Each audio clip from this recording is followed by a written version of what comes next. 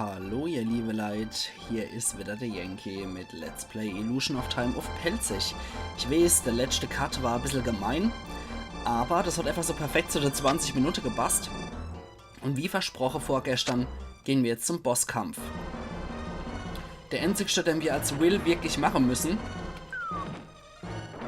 Und wir ziehen auch nicht gerade besonders viel ab.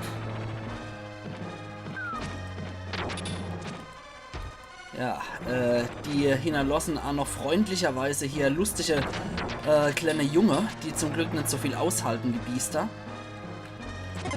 Das heißt, um die können wir uns relativ fix kümmern. Und der Sandfänger, Fanger, wie auch immer man den aussprechen will, ja, der ist eigentlich relativ umgänglich. Der turnt halt ein bisschen im Hintergrund rum. Und wenn wir wissen, wo er landet, können wir drauf schlagen. So. Ja, wie die schon gesagt haben, die Dorfbewohner sind tatsächlich überdimensionale Tausendfüßler, so eine Mischung aus Ameise, Löwe und Tausendfüßler. Auf jeden Fall ziemlich garstige Viecher, so viel kann man definitiv sagen. Jetzt spuckt er wieder Brut aus und das ist die perfekte Gelegenheit draufzuschlagen. Hoch, die Endbrut hier, die haut ab. Die rennt ziemlich planlos durch die Gegend. So will diese geile Bossmucke irgendwie so gar nicht passen, finde ich. Aber die zerbröselt auch allmählich. Ist das blöd? Ist das blöd? Okay. Ja, das Ende platzt wieder. Und ich glaube, die Brut habe ich jetzt schon kaputt gemacht. Ja, bevor sie überhaupt in das Sand fliehen konnte, habe ich die kleine Brut schon vernichtet. Das ist natürlich das Beste. Dann kommt er nämlich immer wieder raus und versucht wieder neue Brut zu erschaffen oder relativ schnell hintereinander.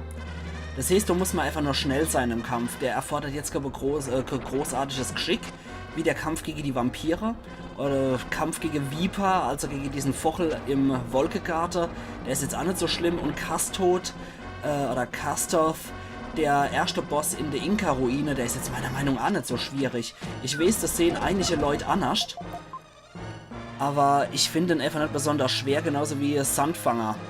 Eine Statue sei der Lohn, weil ich das Sandfanger oder Sandfänger, wie auch immer, besiegt habe. Und zwar gibt es dafür dunkelvioletti Statue. Mystische Statue. Entschuldigung. Sehr schön. Ja, außerdem ist noch ein Seelchen entstanden durch den Sandfänger. Und der hat dann einfach mal eine Leiter geboren, ja. Warum so Strickleder oder halt geboren? Warum auch nicht? Statt einfach mal hier vielleicht was... Ne, hier ist ja auch das Ding entfernt. Das ist zusätzlich auch noch passiert. Auch nicht verkehrt.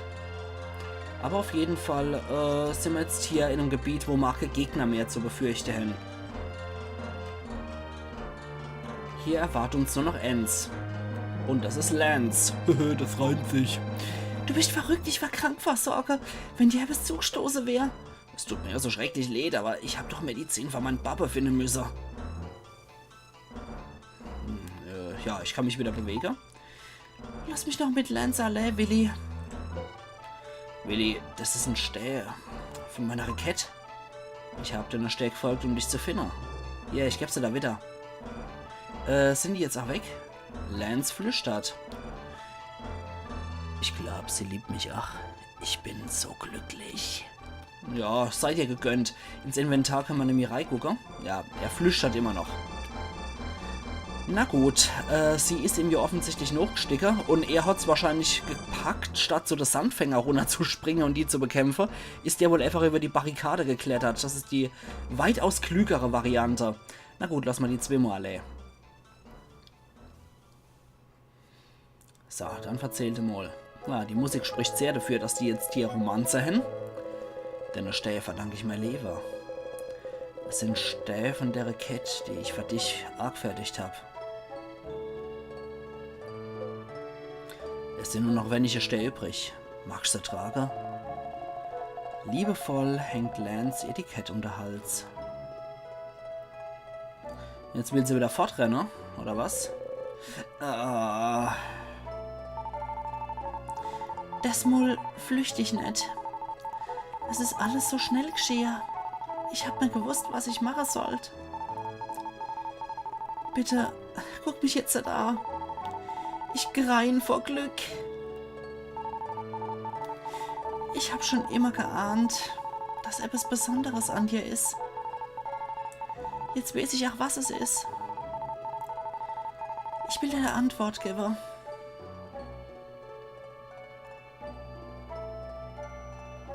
Und? Ich liebe dich auch. Ich will für immer mit dir zusammen sein. Ja, das ist doch die schönste Antwort, die man kriegen kann, oder? Lilly, ich hab mich noch niemals so gefühlt, als ob 1000 Sterne aufleuchtet täten. Ich geht's nicht anders. Geh mal zurück ins Dorf. Die machen sich sicher alle große Sorge. Ja, jetzt wird er in seinem grünen Strampelanzug und die mit ihrer schöne blaue Hohe haben sie jetzt zueinander gefunden. Na Allah, das ist da was. Jetzt freue ich mich, ob Erik und Neil da ein Paar wären. Wie sieht's denn hier aus? Westlich von hier gibt's eine riesige Wüste, zu Fuß und ohne Krux. Wenn wir so nicht überleben, wir müssen uns ein paar von den Viecher besorgen. Ein Krug ist schon ein seltsames Tier. Heute Nacht ist Vollmond, das Dorf sieht ganz anders aus. Mein Papa liebt mich über alles. Ich denke, er wird sich langsam erholen. Ich hoffe, Lance Vater erholt sich wieder. Urlaub? Na, wenn es hier draußen doch ganz anders aussieht, gehen wir doch gleich mal hier raus. Ja, jetzt ist Nacht. Jetzt können wir tatsächlich auch zu dem lustigen Todesspiel. Weil das findet ja nur nachts statt. Ich will dich erstmal besuchen. Ja, der erzählt nach wie vor selber. Also, Besserung kann ich doch nicht wirklich sehen. Ich glaube, neben Amnesie ist da auch noch Alzheimer mit dabei. Ja, das kennen wir auch schon. Kennen wir alles schon. Wie sieht's mit dir aus? Ja, die verzählen alle auch nachts dasselbe Käse. Aber Vollmond scheint ja ziemlich hell zu sein, wenn ich mir das so angucke. Was mit euch zwei? Ja. Okay, chinesische Mauer nach wie vor. Aber die Leute sehen mal gerade sehr chinesisch aus, muss ich sagen. Deswegen ich den nicht so synchronisierte, obwohl das eigentlich eher japanisch ist. Aber ja, wir sehen, da oben rechts haben sich jetzt schon jede Menge Leute versammelt. Ja, den habe ich gerade fertig gemacht, der Sandfänger im Roggen. Wie sieht's hier aus? Fragens in Rosa hat das Lotusblatt besungen. Okay. Das klingt noch Kara, die hier merkwürdige Sachen macht und Lotusblätter A singt. Naja, jedem seins, ne? Wie sieht's mit dir aus? Ja, der schwafelt immer noch dasselbe Käse. Hier, ach. Okay, dann speichern wir aber erstmal hier runter. Genau so machen wir das. Genau das will ich. So, da. Okeli tokeli. Sehr schön. Ich mag ja die Dorfmusik eigentlich. Generell der Soundtrack ist eigentlich auch nicht schlecht, muss ich sagen. Ja, das verzählt immer noch. Ich würde hier gerne welche holen, aber geht wohl anscheinend nicht. Also ich finde den Soundtrack echt nicht schlecht. Ja gut, die machen immer noch dasselbe Käse. Ein rote Juwel geht an dich. Gut. Ja. Aber ich finde, der hat nie so Leistung erreicht, wie jetzt zum Beispiel der von Zelda oder der... jetzt ist es weg. Oder der von Terranigma. Aber trotz allem ist der Soundtrack von Illusion of Time auch definitiv nicht schlecht. So, jetzt noch mal einen Schluck Eistee.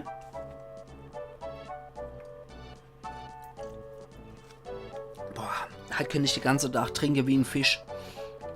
Das ist jetzt schon die 4. Aufnahme. Und ich könnte echt schlucken wie noch was. Trinke wie ein Fisch. Ich habe Durst wie noch was. So, ja, bei der Temperatur draußen um die 28 Grad muss es mich ja echt nicht wundern, dass ich da so durstig bin. So, lass mich mal hier. Russische Glasclub. Willst du beitreten? Ah jo. Magst du junges Leben wirklich beim russischen Glasspiel riskieren? Es ist mehr als nur ein Spiel. Du könntest dein Leben verlieren. Ich frage dich jetzt erneut. Bist du dir ganz sicher, Kerle? Ja. In Ordnung. Dein Gegner war dort drüber. Er ist ein erfahrener Spieler. So viel Glück besaß noch niemand. Hopp, Fruchtnot Regler. Okay, jetzt sind wir auch hier fest. Junges Leben findet halt nachts ein End. Oh, das ist unser Gegner. Ich weiß gar nicht mehr, über was der verzählt hat, aber ja, den kennen wir. Dein Gegner hat viel Geld gewonnen. Was macht er wohl damit? Du besitzt Mut. Und du? bist so jung. Warum setzt du da Leben aufs Spiel? Das weiß ich selber noch nicht, aber ich weiß, dass ich es machen muss von der Storyline. Das Spiel ist aufregender als das hier. Wie pervers. Das ist echt pervers. Böses Oma, ich habe meinen Glücksbringer vergessen. Die Regeln sind einfach. Einzelne 5 Gläser enthält Gift. Jeder trinkt 3 noch. Derjenige, der überlebt, gewinnt. Ich fange an. Ach Gott, jetzt ist im Schweinsgalopp hier die Musik. Halsenei! Mit einem Schluck leert der Gegner sein Glas. Ach Gott, Schweinsgalopp-Mucke hier. Du bist dran. Tod oder Leber, Gift oder Wasser. Der Willi schließt Sache und leert's Glas. Das sieht so aus, als hätte ich Netzgift erwischt. Glück gehabt. Aber noch ist das Spiel nicht vorbei. Halsenei! Mit dem Schluck leert der Gegner sein Glas. Tja, jetzt immer 50-50 Chance, ne? Ja, du bist dran. Tod oder Leben, Gift oder Wasser. Gefühl sagt mir, dass ich das Glas nicht nehmen sollte. Soll ich es wirklich trinken, mein Gefühl? Nee, dann lieber nicht. Ich steig aus. Ja, das scheint wohl sicher zu sein, ne? Gut, dass wir uns ja vorgewarnt werden. Glück gehabt, aber noch ist das Spiel nicht zu Ende. Es ist nur noch eins übrig, du Dappes. Macht es doch nicht. Das letzte Glas. Hör doch mal auf, der Bo hat gewonnen. Trink's doch nicht, das werde ich umbringen. Ich muss. Die Ehre gebietet's mir. Ich hab verloren, mein Leber. Alter, du Dummkopf, die sagen alle, du sollst aufhören. Er ergreift's Glas. Oh, und die Zuschauer halten ihn jetzt Achterfuhr ab, hoffe ich doch. Stopp, du hast schon verloren, trink doch nicht. Ohne die Zuschauer zu beachten, leert er das Glas mit dem Gift. Ach du Scheiße. Das ist wieder so einer von den düsteren Momente in dem Spiel, wo ich jetzt schon wieder Gänsehaut kriege. Ach stimmt. Stimmt, das war der Kind erwartet hat. Ach noch. Oh Gott, das hat mir jetzt so die Spruch verschlagen, dass ich, oh Gott, dass ich mich verschluckt habe. Stimmt, das war der leicht erkältet war und dem sein Frau ein Kind erwartet hat. Umso schlimmer und umso dümmer, dass der Typ sich auch noch selber umgebracht hat. Du bist der russische Glasgegner von meinem Mann. Mein Mann hat Sellemons gesagt, er hätte ertragreiche, aber sehr gefährliche Erbe gefunden. Das hier ist sein Testament, hier steht drin. Aber mein Gegner, Schicksal wollt's. Draußen stehen 4 Krugs, die können dir. Ach du Scheiße. Ich will meinen Mann ewig lieben, auch wenn er nie mehr bei mir sein kann. Also Entschuldigung, aber das ist wirklich einfach nur reine Dummheit gewesen. Das ist richtig blöd gewesen. Das sind die Krugs, die ich gekriegt habe. Ja. Oh Mann. Oh Mann. Irgendwie will man sie auch nicht annehmen, weil man genau weiß, wie man an die Krugs drankommen ist, aber tja. Das ist wieder einer von den Momenten im Spiel, wo einem nichts mehr dazu einfällt. Ja, Nils Familie betreibt ein Handelsunternehmen in Euro. Aha, so. Ich wünschte, Lance und Lily kämen hier mit uns. Und? Ich würde gern bei euch bleiben, aber ich kann meinen Papa nicht im Stich lassen. Außerdem gibt's da, noch einen Grund. Ich habe vor mir Zeit mit Lily zu verbringen. Ich fühle mich irgendwie unwohl, weil ich lasse euch nicht gerne allein. Aber ich muss meinem Herz folgen. Dennoch wünsche ich euch alles Gute. Ich hoffe, ihr werdet es schaffen. Das schaffen wir schon. Ach, ich habe mich entschieden, hier zu bleiben. Frohen Lance noch im Grund. Habe ich schon gemacht. Anscheinend geht es jetzt noch Euro. Man kann sich ja denken, jetzt von der chinesischen Mauer geht es jetzt durch die Wüste Gobi. Richtung Westen noch Europa, also Euro. An sich ganz lustig gemacht hier. Weil Südkap ist ja eigentlich, soweit ich mich erinnere, noch in Südamerika, beziehungsweise Südkap liegt am untersten Kap von Südamerika. Kap der guten Hoffnung dürfte, glaube ich, Südkap sein. Und von da aus dann über die Inka-Ruine selbstverständlich, weil es in Südamerika liegt, dann über die Nazca in Peru sind die, glaube ich, die Nazca-Felder. Und dann von da aus ging sie dann über Mu, über den Pazifik sozusagen, also westlich weiter. Und dann sind wir in Asien gelandet, chinesische Mauer, und jetzt geht's nach Europa.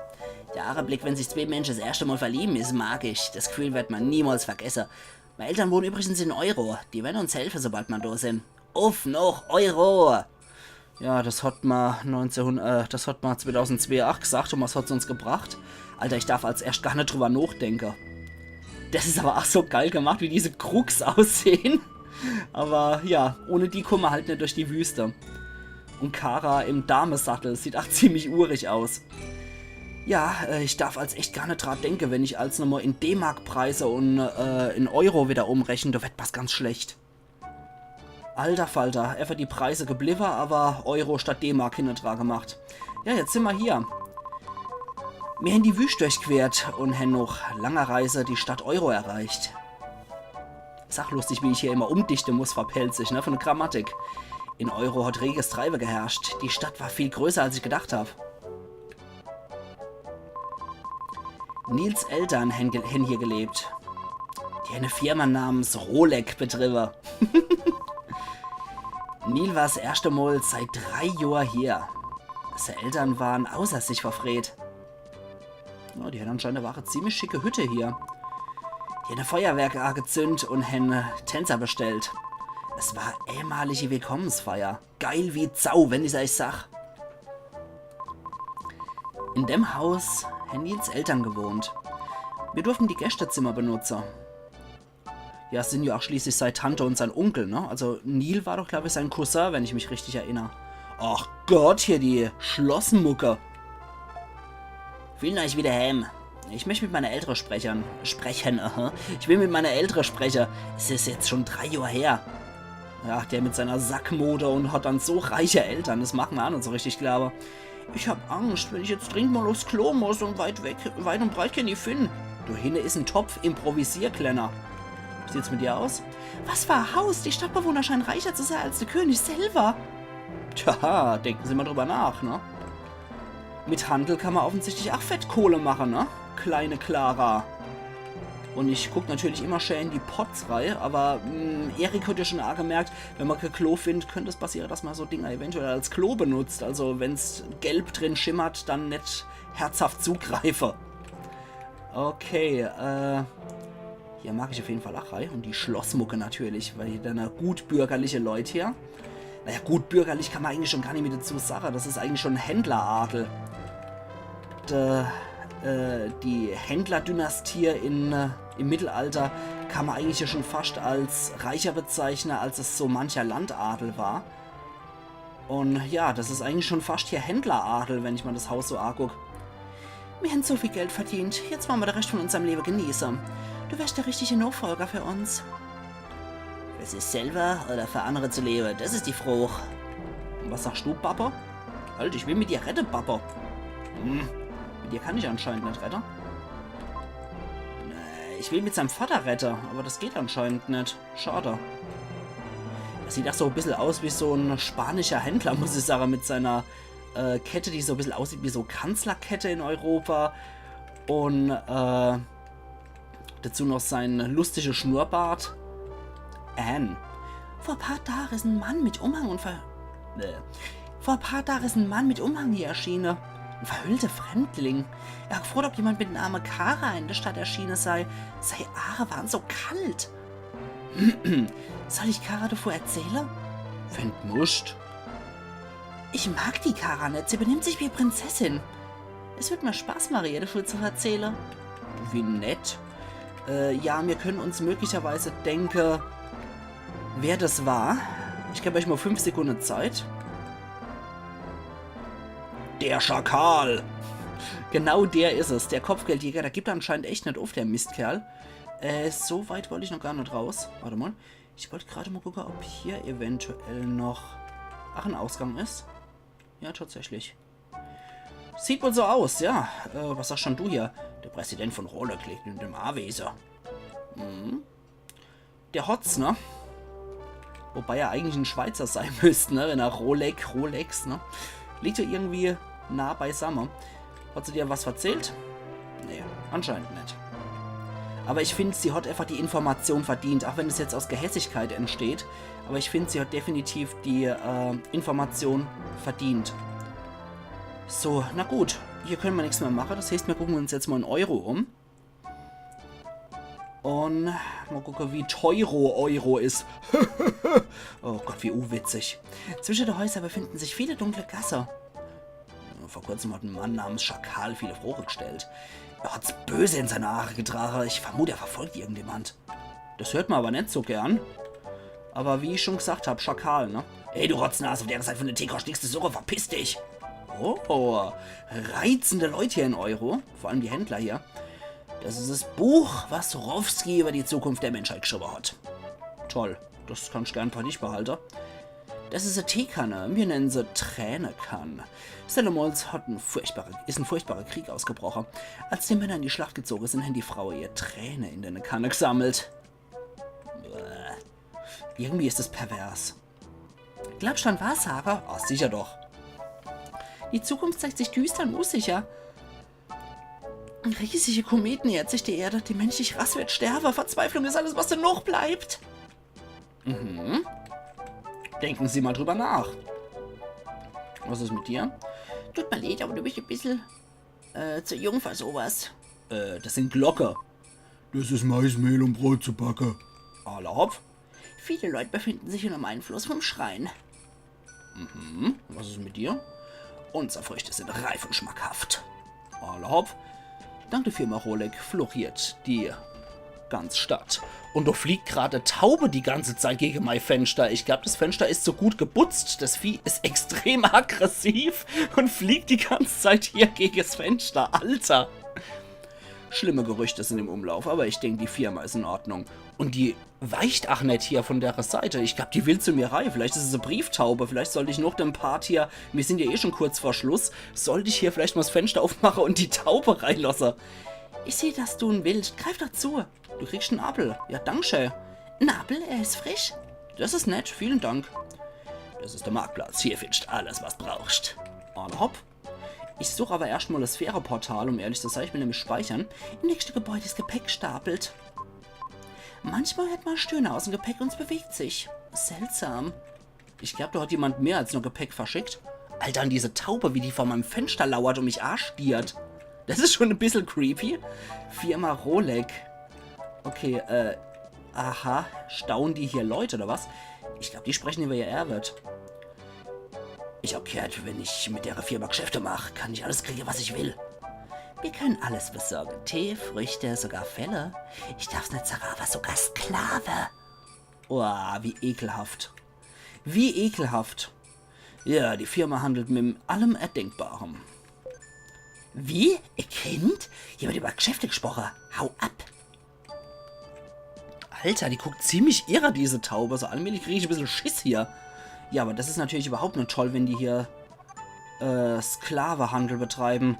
Hier ist die Geschäftsstelle der Firma. Fast jede Ware in der Stadt kommt von Rolex. Das gefällt mir echt nicht gut. Das gefällt mir sogar überhaupt nicht, dass hier Sklavehandel betrieben wird. Das ist der Ausgang. Bitte benutzt der Eingang. Okay. Und was ist hier los? Willkommen in Euro, der Händlerstadt. Die Stadt hat sich verwandelt. Rolex plötzlicher Aufschwung hat viele Händler hierher gebracht. Irgendwas verbirgt sich hinter dem Erfolg. Ja, haha, könnt ihr euch mal vorstellen, was es ist, ne? Ja, genau, Dodo noch habe ich gesucht. Da würde ich mal sagen, ihr liebe Leute, ich mache jetzt hier meinen Cut. Und wir sehen uns übermorgen zur Let's Play Illusion of Time auf Pelzig. Das ist für mich auch der Aufnahmeschluss, deswegen habe ich ja überhaupt erst noch dem Sphäre-Portal gesucht, weil heute mache ich nicht mehr als 4 Episoden hintereinander. Und jetzt gucke ich erstmal, was diese garstige Taube vor meinem Fenster von mir will. Also machen's gut und bis übermorgen dann wieder. Iron Yankee.